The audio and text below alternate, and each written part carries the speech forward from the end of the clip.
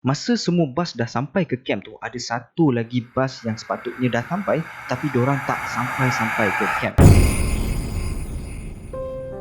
Seramai 150 orang kena histeria guys. Apa yang korang akan buat andai kata korang berada dalam situasi macam ni? Gila kau. Korang tengah lepak-lepak dengan member korang, tiba-tiba dengar orang je sana sini. Cerita orang kena histeria beramai-ramai ni memang kita biasa dengar dekat Malaysia ni. Lagi-lagi pelajar-pelajar sekolah ataupun pelajar universiti yang join camp jati diri ataupun sebagainya. Sesi pembelajaran sebuah sekolah di Kota Tinggi Johor terjejas sejak Rabu lalu selepas pelajar dan gurunya dikejutkan dengan kejadian histeria membabitkan kira-kira 40 pelajar. 26 murid perempuan, 3 orang murid lelaki dan 5 orang guru telah pun dirasuklah, saya rasa istilah paling tepat, dirasuk. Dan pelajar-pelajar tersebut. Assalamualaikum guys. Jadi cerita ni dikongsikan oleh sahabat kita iaitu Amir Azwan. Korang boleh check out IG dia dekat description di bawah. Okey, cerita dia macam ni. Sekitar tahun 2008, pada ketika itu Amir berumur 16 tahun. Jadi Amir ni adalah antara 2 orang pelajar yang terpilih daripada sekolah dia untuk mewakili skuad Kadet Bomber Negeri Perak. Dalam satu skuad Kadet Bomber ada 40 orang termasuk staf, cikgu dan bomber. So pada tahun tu Negeri Perak ni menjadi tuan rumah untuk pertandingan Kadet Bomber peringkat kebangsaan yang semua negeri kena bertanding dalam acara kawat kaki, kawat basah, kawat kering dan macam-macam acara lagi kan. So event ni berlangsung selama seminggu. Lokasi pertandingan diadakan di JPS Kuala Kangsar bersebelahan dengan Sungai Perak. Dalam JPS tu ada mini camp untuk buat camping. Tapi guys, tempat tu dah usang gila sebab lama tak guna tempat tu. Sampaikan toilet pun dah tak ada air. Korang boleh bayangkan tak keadaan tempat yang ditinggalkan dengan begitu lama, macam rumah usang tu just macam example. So disebabkan skuad Amir ni adalah tuan rumah untuk negeri Perak, diorang semua terpaksa kena pergi ke sana seminggu lebih awal daripada negeri-negeri yang lain untuk buat persiapan seperti training, cuci toilet and pasang kemah, kemah-kemah sikit kawasan dekat sekitar camp tu untuk bagi keselesaan kepada skuad yang akan datang kat situ nanti. Bila bab-bab setup kawasan tu dah settle, diorang pun start training. Nak dijadikan cerita, salah seorang kadet ni terkena demam panas lepas training. Jadi nak tak nak, dia terpaksa kena tarik diri and digantikan dengan seorang kadet yang baru yang diambil daripada sekolah lain bernama Abu. Kiranya Abu ni adalah emergency recruit lah. Pada minggu pertama memang tak ada apa-apa yang berlaku dekat situ guys, Alhamdulillah, kata Amir. Jadi bermulalah hari pertama event. Berduyun-duyun pelajar daripada 14 negeri di Malaysia sampai ke camp tu. Hari pertama ni lebih kepada sesi pendaftaran masuk and bagi instruction kepada diorang yang baru sampai tentang kawasan persekitaran. Kira macam suai kenal kawasan lah. So hari pertama hingga hari ketiga memang tak ada masalah, langsung berjalan dengan lancar, Alhamdulillah, kata Amir lagi. And pada hari keempat bermulalah satu demi satu kisah yang tak dijangka akan berlaku di kawasan camp JBS Kuala Kangsar sekitar jam 4 petang. Masa tu aktiviti rekreasi sedang dijalankan. Amir sendiri nampak dengan mata kepala dia seorang pelajar tiba-tiba rebah ke tanah dalam keadaan yang menggelupur macam tu kan, macam orang kena sawat, terjerit-jerit dengan nada suara yang sangat kuat. Jauh dekat sudut hati Amir memang ada terasa macam kedor lah, tapi dia stay nak tengok apa yang akan jadi seterusnya. But staff dekat situ angkat dia cepat-cepat, bawa pergi ke surau, and Amir pun tak tahu apa yang jadi lepas tu, and dia pun just buat tak tahu je and tak cerita langsung dekat kawan-kawan dia yang lain. Amir ingat kejadian tu adalah yang terakhir, tapi rupa-rupanya itu adalah permulaan untuk segala-galanya yang akan berlaku lepas ni. Lepas semua pertandingan habis, tibalah hari yang terakhir iaitu pada hari yang ke-6. Maksudnya pada hari esok, diorang semua akan balik ke negeri masing-masing tau. So, pada malam terakhir tu, diorang mengadakan majlis makan malam ataupun dinner untuk semua kadet dari seluruh negeri. Kira macam majlis farewell gitulah. Itulah malam yang terakhir dan malam yang tidak akan pernah dilupakan oleh Amir sampai dia mati. Untuk pergi ke Dewan Majlis Makan malam tu, diorang paksa naik bas. Tak jauh pun, tapi diorang kena ikut jalan utama untuk ke sana lah, supaya macam tak berserabut gitulah kan. Sampai je dekat parking bas, memang dah ada beberapa bas daripada negeri lain yang dah sampai dekat situ. So diorang pun turunlah bas berjalan menuju ke Dewan. Masa tu Amir jalan dengan dia punya 3 orang member dia, and depan diorang pun ada ramai lagi grup-grup daripada negeri lain berpecah. Macam jalan sama lah dengan member korang kan. Takkan dengan member yang tak kenal korang nak campur kan. Mestilah korang akan jalan dengan member yang korang orang kenal. And then masa tu Amir dengan member-member dia dah nak sampai dekat dewan makan tau.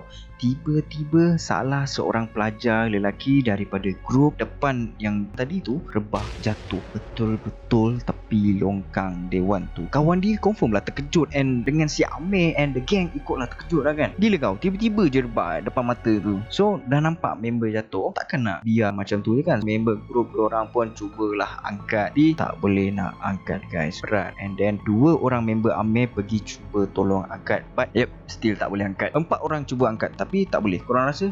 Jadi orang yang berada dekat area situ dah nampak and panggil staff-staff yang ada. So bila dah keadaan orang ramai berkerumun dekat area budak tadi tu, Amir dengan member dia pun buat keputusan untuk belah dari area situ. Tapi sebelum belah tu, Amir sempat toleh belakang and nampak ada seorang ustaz datang. Amir cakap dekat Kerol, dia ni orang kata penakut sikit lah, macam Kerol. Dia kata macam Kerol, tapi Kerol lagi penakut rasanya. Tapi tak apa Mir, kita gang. Masa Amir on the way jalan ke meja, muka member dia yang cuba angkat budak tadi tu dah lain macam tau. Muka-muka orang yang dedor, orang yang takut, orang yang macam seram. Amir tanya dengan dorang, asal tak boleh angkat budak tadi tu? Dorang cakap badan budak tu berat macam batu. Disebabkan majlis dah start, cerita dorang habis dekat situ je. Dorang makan-makan, dorang layan persembahan, cabutan bertuah and so on, banyak lagi lah. And then lepas tu dorang pun bertolak balik ke camp untuk tidur dan rehatkan badan untuk penyampaian hadiah pada keesokan harinya. 1 hari punya aktiviti memang sangat memenatkan guys. So sampai je dekat camp, dorang semua balik ke kemah masing-masing and borak-borak, sembang-sembang dengan member sebelum tidur. Yelah, malam terakhir kan, malam yang kita nak create memori sebelum kita balik ke rumah. Masa tengah borak-borak tu, dorang dengar ada kecoh-kecoh dekat belakang kemah dorang. Belakang kemah dorang tu adalah kemah untuk staff, anggota bomber, cikgu-cikgu dorang, dan kemah tu jugalah paling dekat dengan Sungai Perak. Dorang pun pergi kemah belakang and tanya dengan cikgu-cikgu dorang apa yang sebenarnya berlaku sampai kecoh gila bapak. Si geng-geng Amir ni dengan Amir sekali tu memang rapat gila dengan cikgu-cikgu dorang. Memang dorang dah macam family lah gitu kan. Memang tak ada masalah lah nak approach cikgu-cikgu dorang tu. So cikgu pun cerita, masa semua bas dah sampai ke camp tu, ada satu lagi bas yang sepatutnya dah sampai tapi dorang tak sampai-sampai ke camp. So dorang pun tanya, macam mana boleh hilang bas tu? And masa dorang tengah rancak borak pasal bas tu, tiba-tiba ada bunyi orang menjerit dengan kuat sekali dekat area kawasan kemah negeri lain. Bila dah dengar jeritan tu, dorang semua terus lari keluar untuk tengok apa yang berlaku. Bunyi jeritan tu datangnya daripada area sebelah kiri kemah dorang. Bila jeritan daripada area sebelah kiri dah stop, tiba-tiba dekat sebelah kanan pula yang menjerit. Tak kira lelaki ataupun perempuan, situation memang jadi kecoh gila dekat camp tu disebabkan jeritan yang terlampau ramai gila orang jerit. Masa tu kemah Perak belum ada yang kena rasuk lagi. Diorang semua daripada skuad Perak masing-masing pandang muka masing-masing, tak tahu nak buat apa, tercengang dengan keadaan yang berlaku, umpama mimpi ngeri kepada diorang lah semua dekat situ. So cikgu dan staff suruh pelajar-pelajar masuk ke dalam kemah and baca apa yang patut. Cikgu-cikgu tak bagi pelajar stay dekat luar. It's so dangerous, you know. Even dah duduk dalam kemah, jeritan tu masih belum stop kedengaran. Tak lama lepas tu tiba-tiba ada bunyi mikrofon. Pengumuman tu dia macam suruh pelajar untuk keluar kemah and duduk bersila dekat depan kemah masing-masing. Daripada pengumuman tu juga diorang tak bagi pelajar duduk dekat area Sungai Perak tu. Jam pada waktu tu lebih kurang 1 atau 2 pagi macam tu, and then cikgu and staff datang ke depan kemah and suruh diorang baca Al-Fatihah, ayat kursi secara beramai-ramai dengan nada suara yang kuat dan jelas. Semua negeri buat benda yang sama dekat depan kemah masing-masing, and at the same time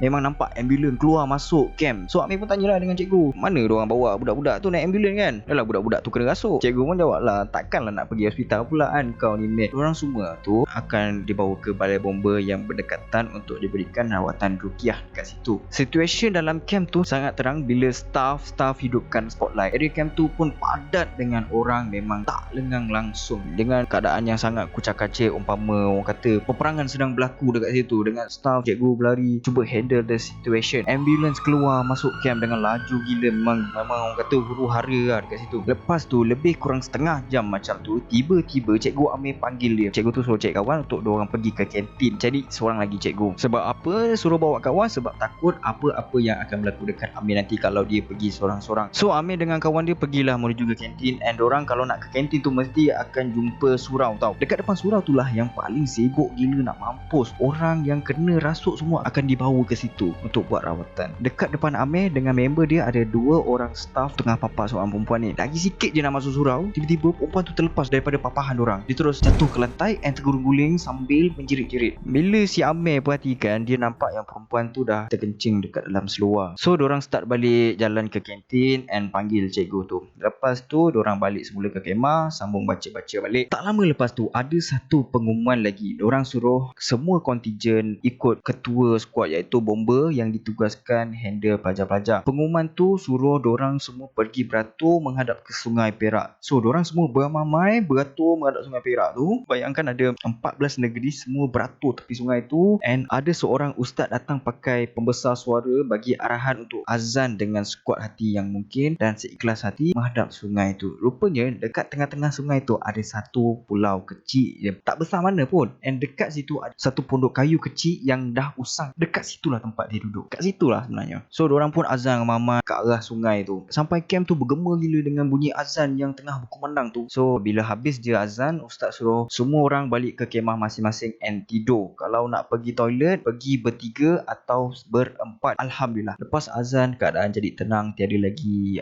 jeritan, tiada lagi ambulans keluar masuk camp. Tapi diorang semua confirm lah tak boleh tidur dengan apa yang dah jadi dekat situ pada malam tu. Seria woi. Amir and the gang pergi kemah cikgu dekat belakang dorang je, sembang rapat-rapat, takut ada yang nampak nanti bising. So Amir buka cerita dulu pasal dia nampak yang budak jatuh rebah dekat dewan makan tu. And then cikgu dia buka balik cerita pasal bas yang hilang tu. Rupa-rupanya satu bas tu kena rasuk kecuali driver bas. Cerita dia, budak yang last kali nak naik bas tu ada nampak seorang budak lelaki berdiri tepi pintu bas. Dia ingatkan tu member dia. So dia ajak lah naik bas, tapi sebenarnya tu bukanlah member dia, and that's why lah satu bas kena rasuk. Disebabkan driver bas tu macam rasa risau lah kalau dia bawa balik camp tu nanti kan makin ramai pula kena rasuk dekat camp kan. And then driver bas tu buat keputusan untuk bawa bas tu pergi ke balai bomba yang berdekatan untuk minta tolong lah dengan dorang. So terjawab lah bas tu pergi mana sebenarnya. Habis cerita semua, dorang semua masuk tidur. Satu kemah boleh muat 6 orang. Itu yang perasaan takut tu boleh jadi kurang sikit lah, Pak kata Amir lah. Esoknya bangun pagi macam biasa and penyampaian hadiah pun berjalan dengan lancar. Lebih kurang pukul 11 pagi macam tu dah habis. And semua negeri dah balik, tinggallah skuad Perak je yang ada dekat situ.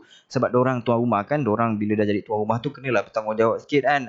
Macam dorang kena kemas-kemas. So masa tengah kemas-kemas tu dorang ada nampak grup lain tengah berkerumun, tapi grup Perak lah kan, tengah berkerumun. So dorang pergilah menyebut si geng-geng Amir ni kan, pergi menyebut dekat sana tengok apa jadi. Dekat situ ada seorang bomber, dia pegang satu kertas bersaiz A4 yang di mana atas kertas tu ada satu lukisan macam lukisan budak tadika. Dekat dalam lukisan tu ada gambar seorang pakai jubah rambut panjang. Ada jambatan satu dengan pondok. So memang jelas sekali, memang nampak gila itu memang kawasan dia. Lukisan tu adalah lukisan yang dilukis oleh orang yang kena rasuk guys. So masa tengah borak-borak pasal hantu, ada seorang lagi member Amir datang dari surau, bawa satu whiteboard kecil daripada surau tu, and whiteboard tu adalah jumlah orang yang demam, orang yang sakit, orang yang kena histeria. Jumlah orang yang kena histeria masa seminggu tu adalah seramai 150 orang. Tapi pada malam terakhir tu lebih kurang dalam 80 orang kena histeria. And then cikgu pun datang join borak-borak sekali. Cikgu bagi tahu info daripada ustaz,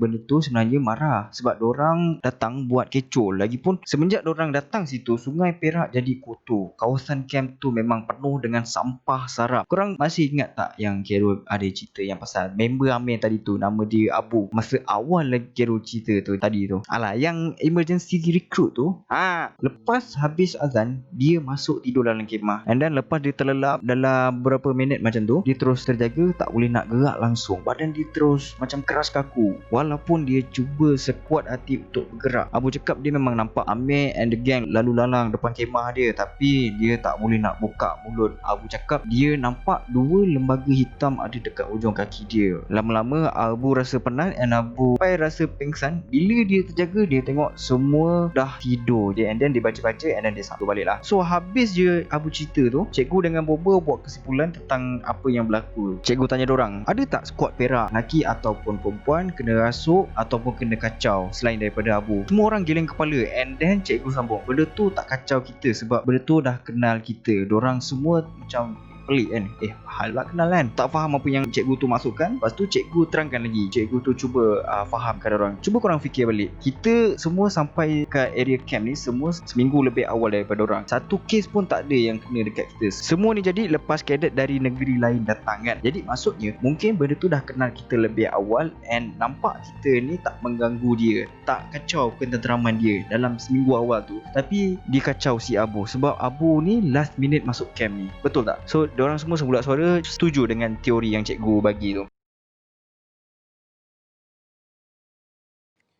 Sekolah Menengah Kebangsaan Pengkalan Cepa 2 memutuskan untuk menggunakan khidmat pengamal perubatan Islam bagi menghalau lembaga hitam yang didakwa dilihat oleh pelajarnya. Kumpulan pendaki Bukit Batu Putih tergamam apabila salah seorang rakan mereka tiba-tiba menjerit histeria ketika dalam perjalanan turun awal pagi Ahad. Sesi pembelajaran di sebuah sekolah menengah di Pokok Sena Kedah terganggu apabila hampir 30 pelajar perempuan di sekolah berkenaan diserang histeria pada Rabu.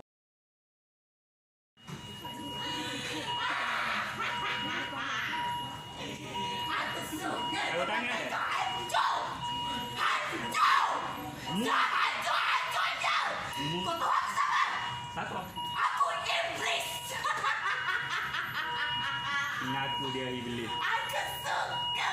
Saya tanya. Aku iblis. Mulut dia suka. So guys, that's all story from Amir Azwan. Korang rasa macam mana? Apa pendapat korang? Kalau ada orang yang participate pertandingan Cadet Bomber pada tahun tu, sila DM Carol. Thanks a lot. Assalamualaikum. See you on next video.